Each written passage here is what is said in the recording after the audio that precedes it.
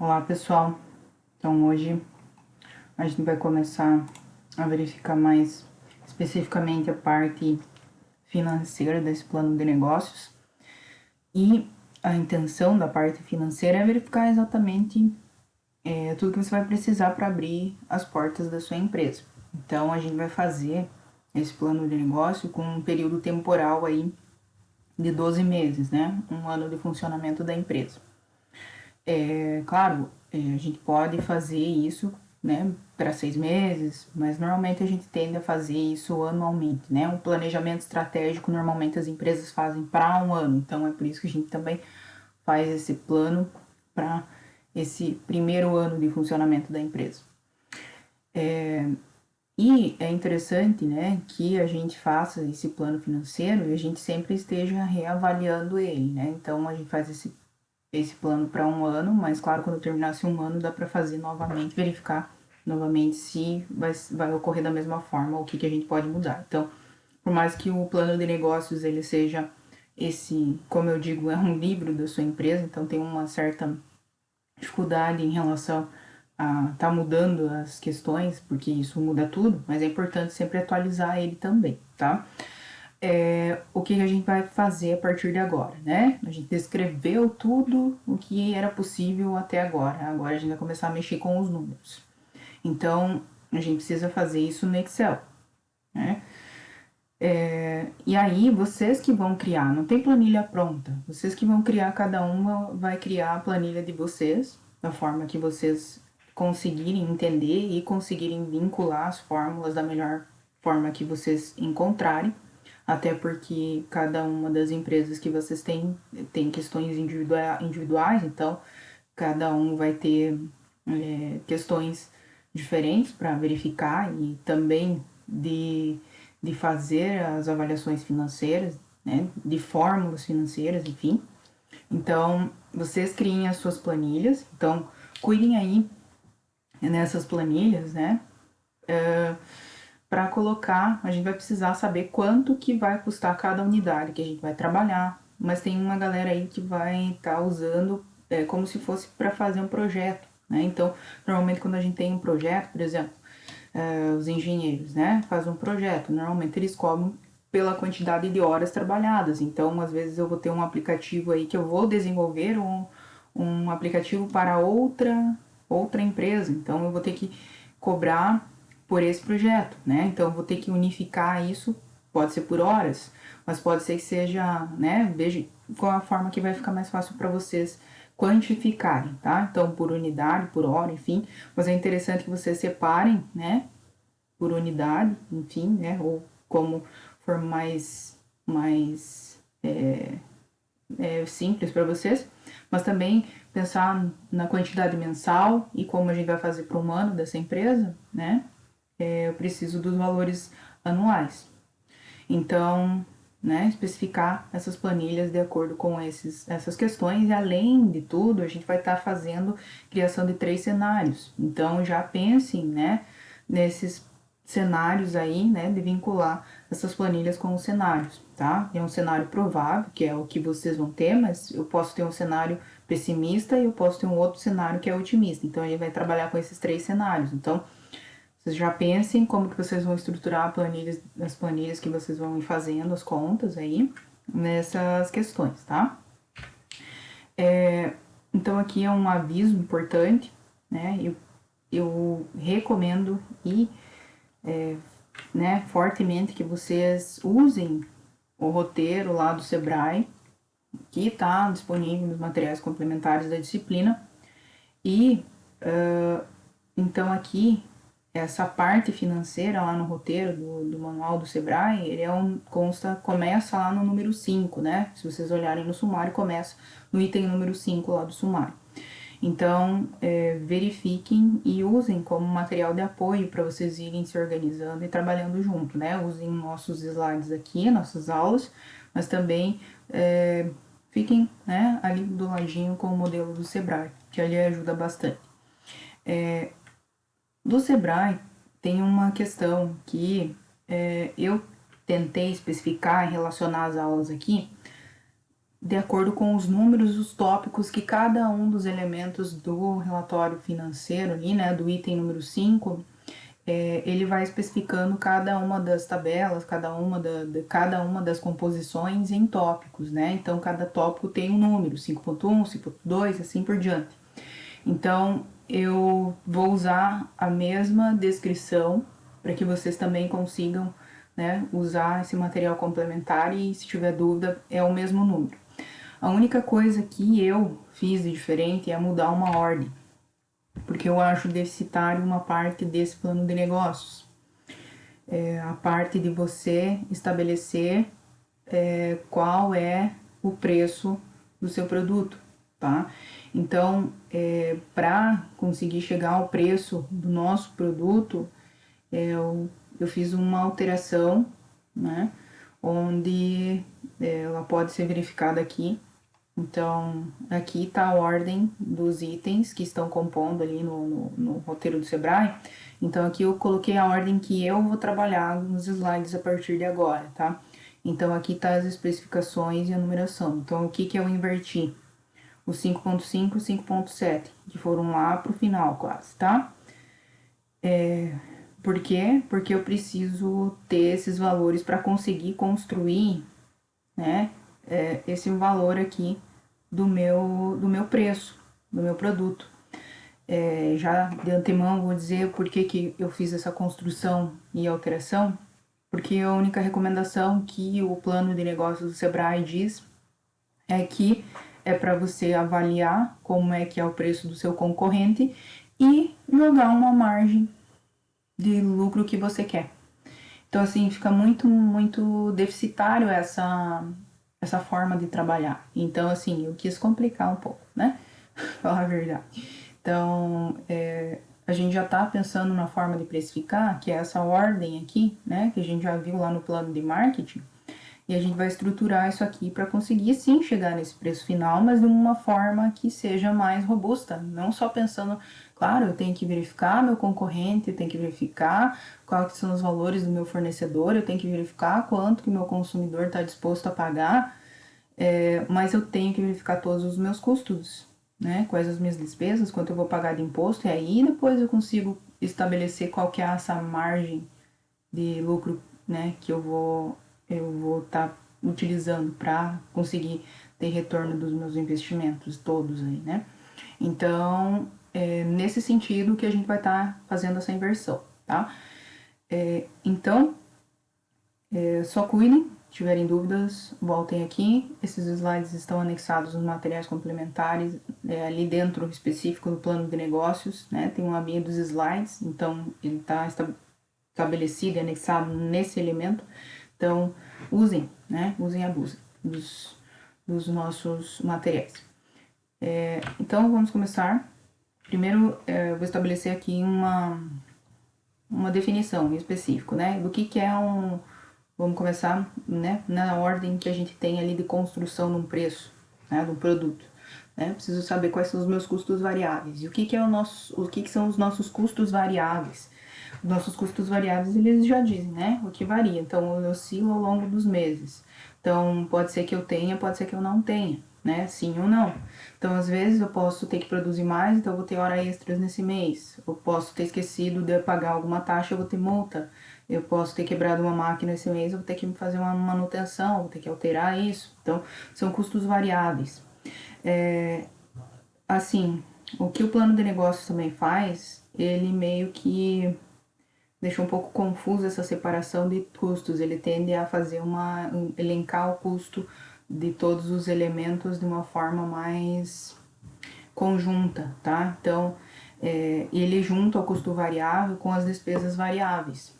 E também está relacionado aqui. Então, o custo é o que está ligado diretamente à linha de produção, ao que eu estou produzindo, aquele produto ou serviço que eu estou produzindo.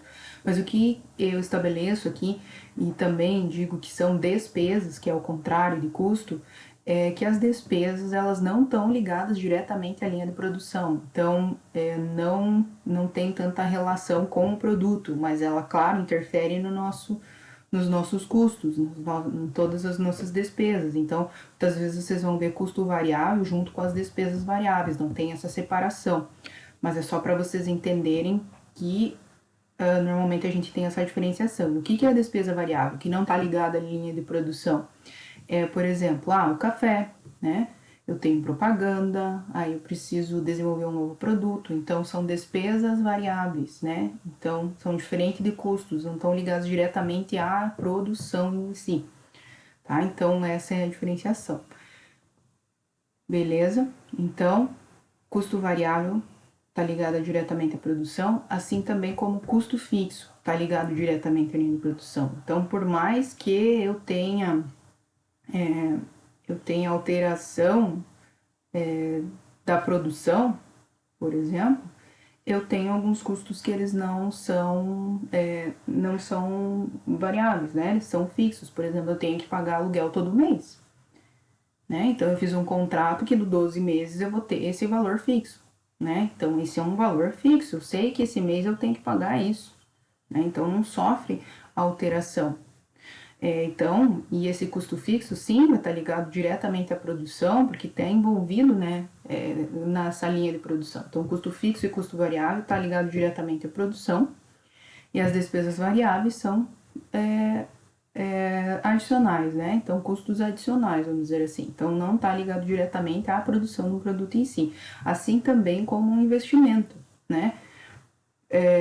Eu tenho aqui que eu posso fazer um investimento, está separado, é um custo variável também, então tem muitas coisas aqui que são custos híbridos, eles podem ser custos variáveis e muitas vezes eles estão juntos aos custos, né? Dependendo do jeito que a pessoa apresenta os dados, eles ficam agrupados em um lugar só, né? O investimento é variável, ou seja, tem meses que tem um ano que eu posso ter, outro ano não posso ter, por exemplo, né? Mas a gente tenta separar o que é investimento também. Então, investimento eu posso ter, preciso fazer a compra, né, de renovar minha frota, então eu tenho um consórcio que eu estou pagando, eu tenho um empréstimo para adquirir equipamentos, eu tenho um investimento que eu vou comprar mais matéria-prima, né?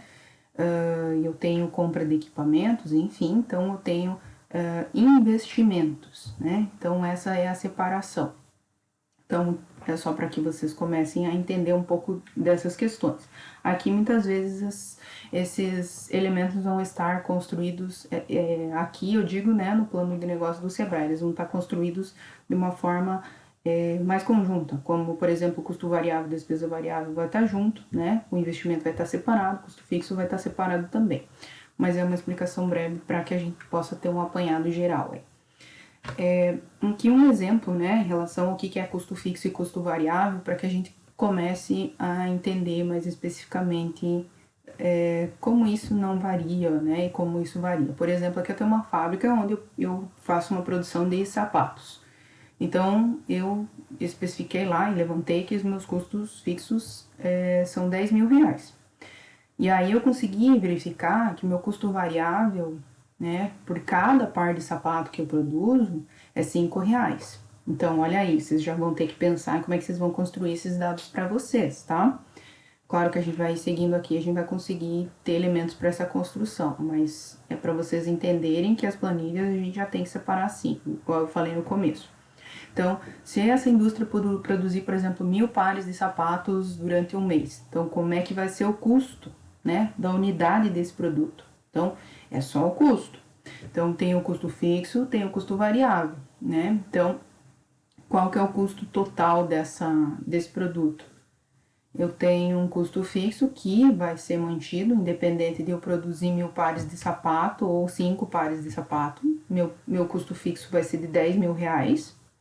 Então, e aí eu sei que meu custo variável vai ser de 5 reais e eu vou ter, né, cada elemento, cada sapato que eu produzo tem um custo variável de 5 reais e eu vou produzir mil pares de sapato, ou seja, isso vai dar 15 mil reais.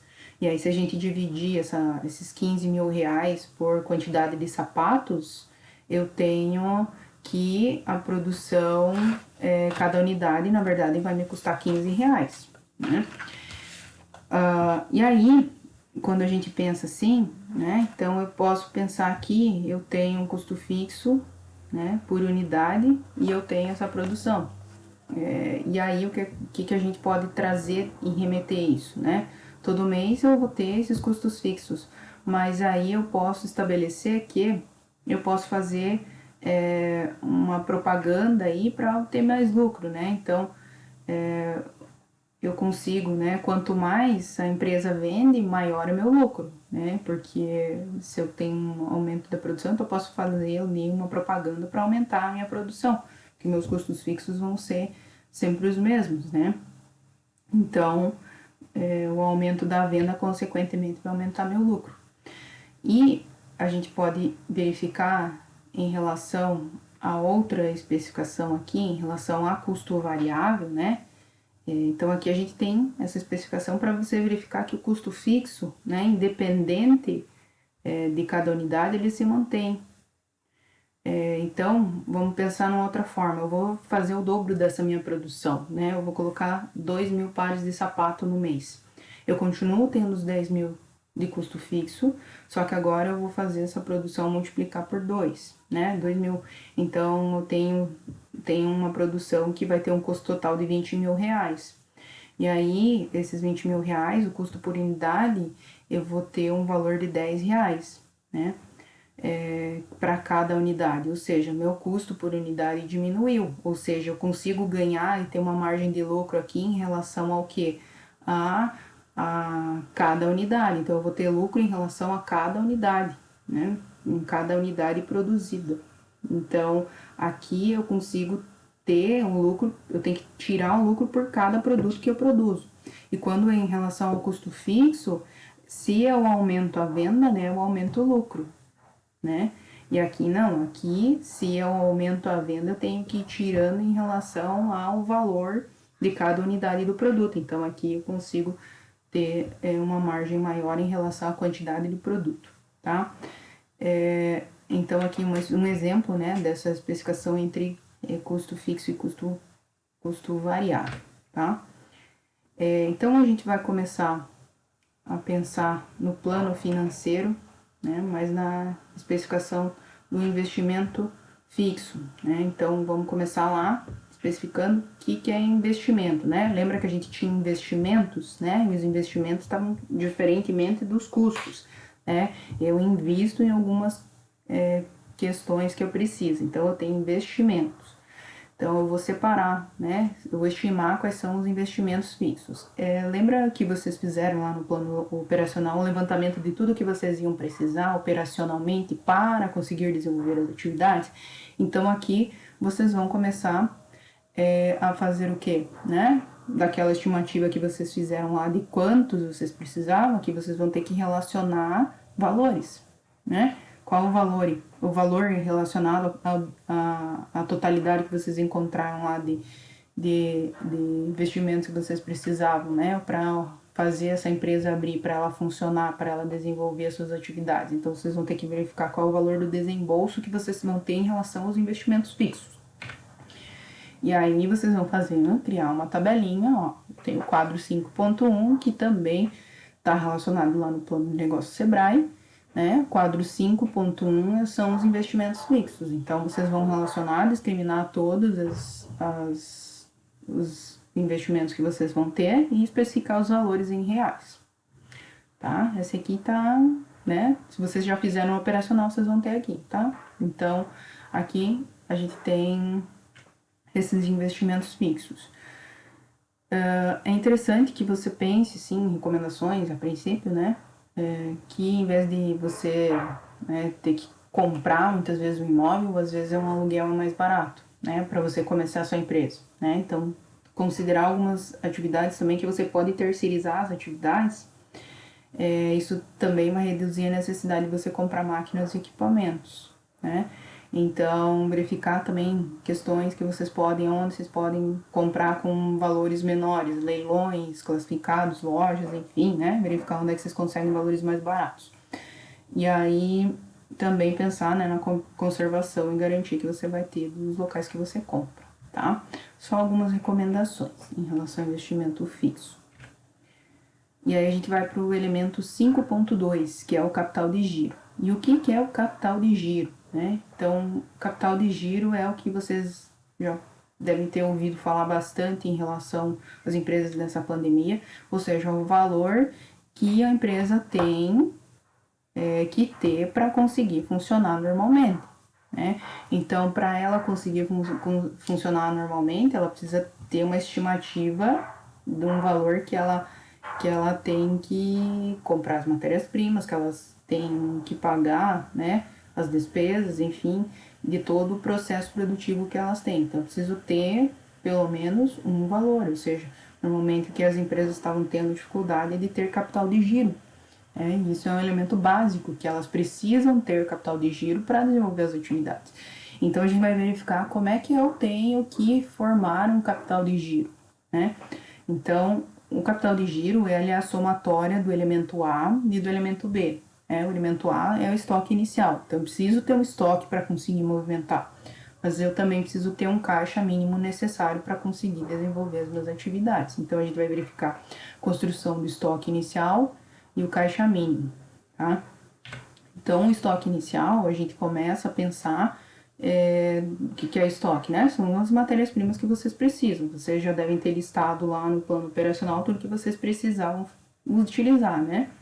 Então, o que é indispensável para vocês desenvolver as atividades? Vocês já devem saber quais as matérias-primas e mercadorias que vocês precisam comprar. Mas aí a gente precisa saber em quantidade e qual que é o valor que esse fornecedor vende para mim, né? Para ver quanto que é o gasto que eu vou ter em relação aos materiais e mercadorias. Então, eu tenho que especificar aqui, criar uma tabelinha lá de quantidade que eu vou comprar e o preço unitário, né? E aí o valor total que eu vou gastar.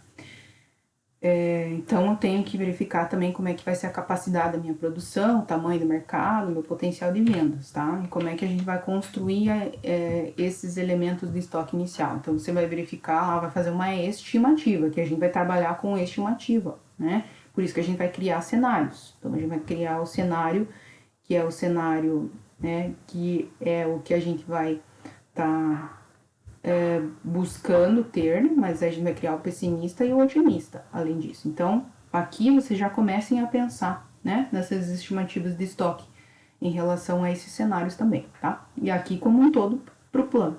Então, como é que você vai construir esse estoque inicial, né? Mais uma descrição aí de quantidade, valor unitário, aí faz a multiplicação e verifica o quanto que vai dar de estimativa de estoque, tá? Lembrando que a gente tem algumas especificações em relação ao estoque, né? Se eu tenho muito estoque parado, eu vou ter prejuízo, né? Se ele ficar muito tempo parado, eu vou ter que ficar pagando pelo valor desse estoque e eu não tenho saída. Então, eu acabo tendo prejuízo, né? Porque não gira dinheiro, né? Então, aqui a gente tem que sempre pensar também na preferência dos itens que tem maior giro, ou seja, a gente tenta classificar os nossos produtos pelo menos numa caracterização do que vende mais é o número 1, por exemplo, né? Então, o que vende na sequência é o 2, o que vende por último é o 3, por exemplo. Então, de todos os produtos, qual é o que mais vende? Então, se eu tenho mais venda a respeito do número 1, então tendência é que eu tenho que comprar mais em relação a esse 1, né? Então, verificar as preferências aí que vocês vão ter, se vocês tiverem, né? Então, e também pensar em qual que é o momento certo para adquirir os produtos, tá? Mas à medida que a gente vai evoluindo, a gente vai chegar mais ou menos nessas datas, tá? Professora, eu trabalho com os aplicativos, eu não tenho estoque, é um serviço, né?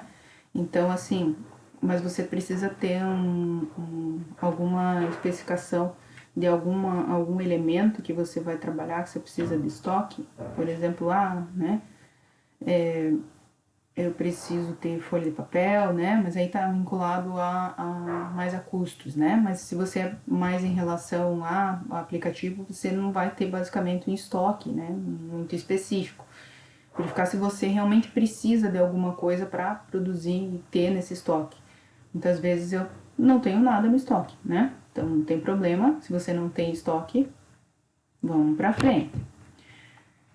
Mas caixa mínimo você vai ter que ter, né? Então, como é que eu vou descobrir qual que é o valor do meu caixa mínimo? Primeiro, eu preciso saber, né,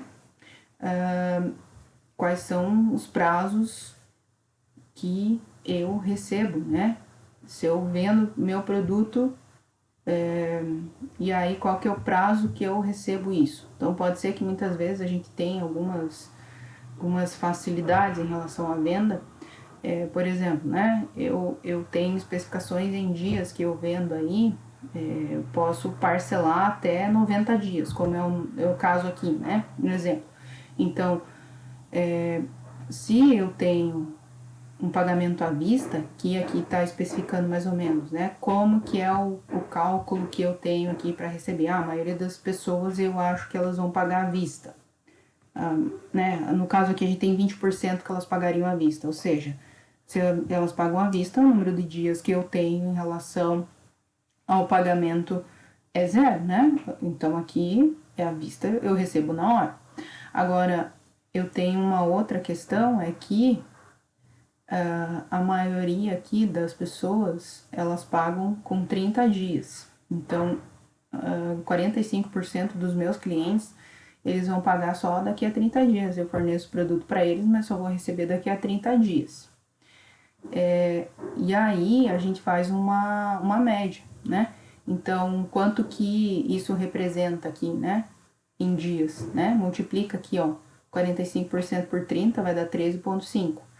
Isso vai ser dias, tá? Então dá 13 dias e meio que é mais ou menos eu fico com uma venda né, o prazo médio de recebimento dos meus clientes. Por quê? Porque eu tenho 20% que me pagam e 45% que me pagam agora, ou seja, então eu faço essa especificação. Aí tem 30% que me pagam só daqui a 60 dias. Então, daqui a 60 dias eu vou ter o recebimento, né, dos meus clientes. Então, faço a multiplicação, verifico que isso dá 18 dias que meu preciso ter caixa para pagar, né? Eu tenho que pagar minhas contas com o valor que eu tenho em caixa. Então, aqui ainda tem pessoas que pagam com 90 dias, isso representa 5%. Fazendo a multiplicação dá 4 dias e meio, ou seja, qual que é o meu prazo médio durante o mês, né? Que eu tenho que ter caixa, eu tenho que ter 36 dias de dinheiro, né, para me manter. Então, porque eu recebo, né, eu recebo parcelado. Então, como que eu vou saber? Vai que alguém atrasa. Aí é o que estava acontecendo, né? As pessoas falam, não tenho caixa na minha empresa. Só que olha só, a pessoa não fez esse cálculo, como é que ela recebe? Ela tem que saber qual que é o prazo médio que ela recebe as contas. Se ela não tem, ela precisa saber que ela tem que em 36 dias ela tem contas para pagar. Então ela sabe que ela vai receber depois, né? Porque as pessoas pagam 30, 60 e 90, mas e os meus prazos, né?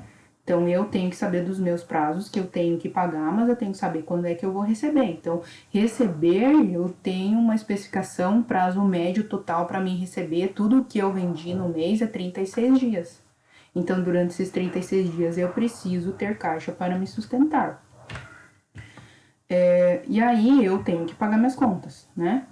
Eu também sou um cliente de alguém, né? Dos meus fornecedores. Então, eu preciso identificar como é que eu pago as minhas contas, né? Eu tenho o pagamento de metade e metade, ou seja, né? Eu pago metade à vista e metade a prazo, com 30 dias.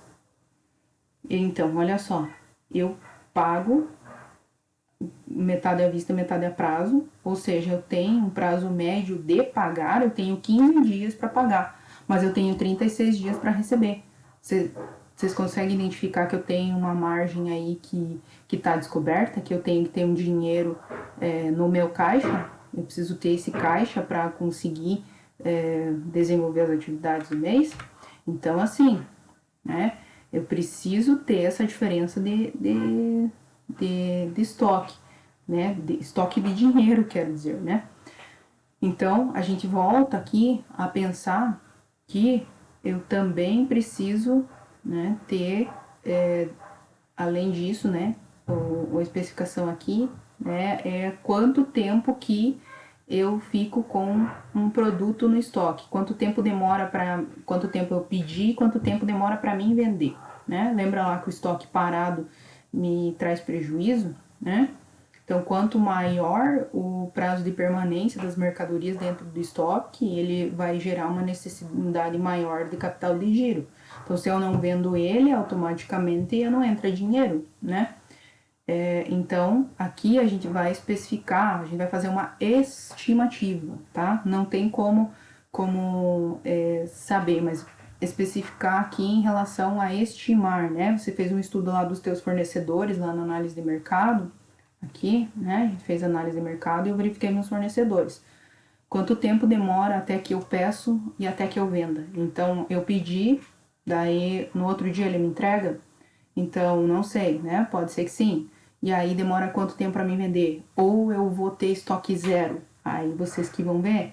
Então, eu não tenho nem um dia no estoque, né? Eu só vou fazer o que a gente chama de produção puxada, né? A pessoa pede, daí que eu vou comprar do meu fornecedor. Então, ela vai ficar esperando até que o produto chegue, para que aí eu venda. Mas eu posso ter a produção empurrada, né? Que é aquela onde eu compro, tenho o estoque, e aí eu vou empurrar. Ela chega aqui e eu já tenho para vender o produto. Então é aqui que a gente tem essa necessidade média de estoques. Pode ser que você não tenha estoques, né? Então aqui você vai ter um número de dia zero, né? Ou se você tem a produção que é puxada, né? Não tem estoque zero. E aí o cliente pede aí que eu vou pedir do meu fornecedor, então eu vou ter um tempo aí que ele vai ter que ficar esperando, mas e se eu tiver estoque, eu tenho que saber mais ou menos quanto tempo demora até que eu peça, até que eu venda. Então, aqui a gente pensa num número estimado aqui, necessidade média de estoque, eu preciso ter uma quantidade ali estimada, por exemplo, de 5 dias, tá? Então, vocês vão estimar isso para de vocês. E aí, aqui a gente tem um exemplo, né? Claro, a gente tem aqui um exemplo de uma empresa que já está em andamento, nesse caso, tá? Prazo médio, né, desse produto no estoque, né? Então, aqui eu tenho uma empresa de eletrodoméstico, aqui lá em 2018 armazenou, né, tinha no seu estoque 3.200 televisões. E aí, em 2019, ela tinha 5.200.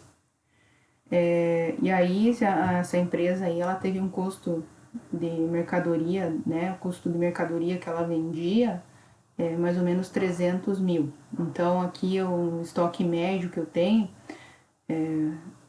então eu tenho, né, os 3.200 mais 5.200 e aí vão dividir por 2, dá o estoque médio. Normalmente, durante esses 2 anos, eu tive um estoque médio de 4.200 TVs. E aí, um ano tem 360 dias, né? Então, eu tenho isso, né? Multiplicado por 360. E aí a gente divide pelo custo das mercadorias vendidas, 300 mil. Ou seja, permanência média do estoque, né? De uma empresa que está em processamento, né? É 5 dias. Então, é por isso que a gente usou mais ou menos essa estimativa, tá? Mas isso é para uma empresa que já está girando. Agora que vocês vão começar, sem ter essas bases, né? A gente vai ter que estimar, né? Então aqui é mais ou menos para saber como que acontece quando uma empresa já está em funcionamento. Tá? Um exemplo. E aí a gente vai chegar, né? Ainda a gente está verificando o caixa mínimo, né? Então a gente pode ver que a gente está construindo o item B, né? O item B tem o B1, B2, B3 e o B4, né? Então a gente chegou no B4. Para a gente chegar no B4, a gente precisa ter os itens B1, B2 e B3. Então, a gente precisa ter esses dados, por isso que a gente verificou anteriormente.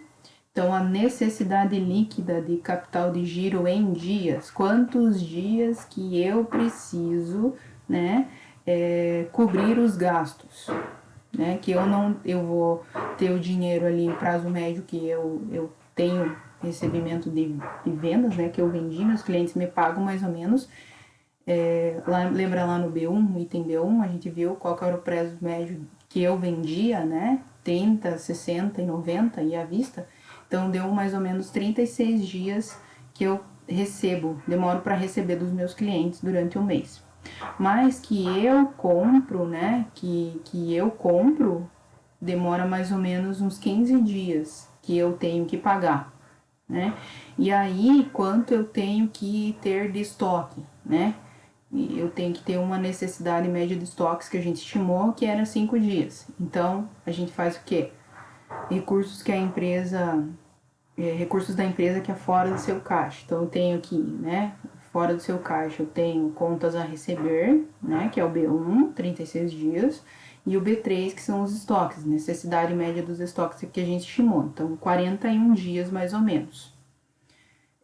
Mas eu tenho os recursos que a empresa, né, tem que pagar. Então aqui o B2, né, que são os fornecedores, prazo médio que eu compro, né? Então, o prazo médio que eu compro é 15 dias.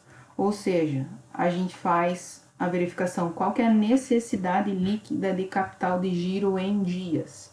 Então, significa que a empresa, né, aqui a gente teve um resultado de 26 dias. Eu tenho 26 dias que a empresa não tem dinheiro e eu tenho que ter fundos para fazer com que essa empresa gire, né? Que essa empresa tenha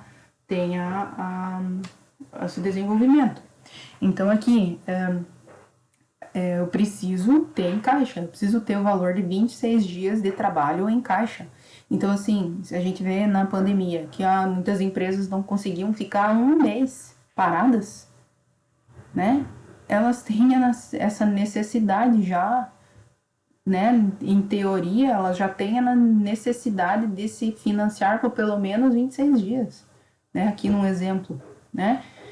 Então, assim, muitas vezes isso acontece que ela tem mais dias, né? Isso depende muito de como ela compra e como ela vende. Então, assim, muitas empresas, elas, se a gente for pensar, elas já estavam no vermelho quando a pandemia chegou, porque eu tenho que saber quantos dias eu consigo me manter, né, com esse caixa, né, da empresa.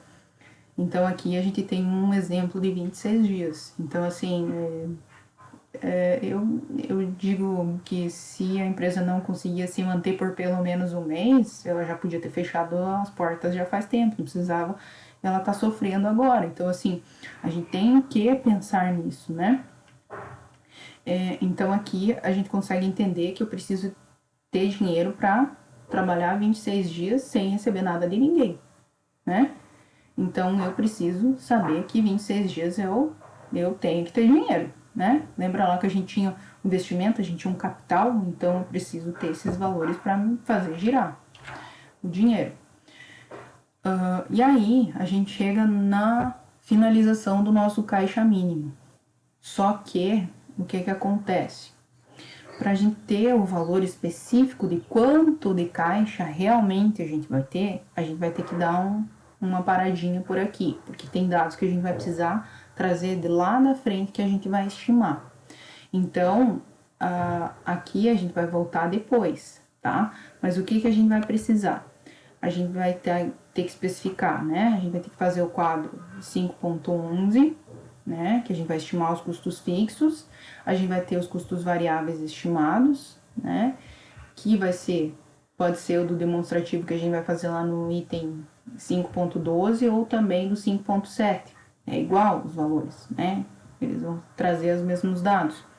E aí a gente vai conseguir trazer e verificar qual que realmente vai ser o nosso caixa mínimo. Então aqui, ó, eu consigo entender, né, quais são os meus custos totais da empresa, qual é o meu custo diário e aí qual que é a necessidade líquida de capital de giro em virtude dos dias, aí eu vou conseguir transformar esses dias em valor, né? Então, qual que é o valor, né, desse caixa mínimo? Então, porque eu sei que 26 dias estão descobertos, mas em valor, quanto é que é isso? Então, eu vou ter que seguir até esses outros elementos do financeiro para que a gente consiga descobrir os valores. Aí a gente retoma a volta aqui para o nosso caixa mínimo, tá? Então, a gente conseguiu encontrar os dias, beleza. Conseguimos encontrar a necessidade líquida de capital de giro. Então, encontramos essa necessidade e paramos por aqui, tá? Nesse item, paramos aqui. E aí, para chegar no caixa mínimo, a gente vai precisar dos dados mais para frente, tá? Então, aqui a gente tem, né, esse caixa mínimo aí, essa necessidade de caixa mínimo. Quanto maior essa necessidade de caixa mínimo, né, em dias, quanto maior necessidade líquida, óbvio, quanto mais dias eu preciso, mais caixa eu preciso, né? Então, é interessante essa forma de negociação de pagamento das dívidas, saber como é que você está recebendo para também negociar com os seus fornecedores aí a forma que você vai pagar.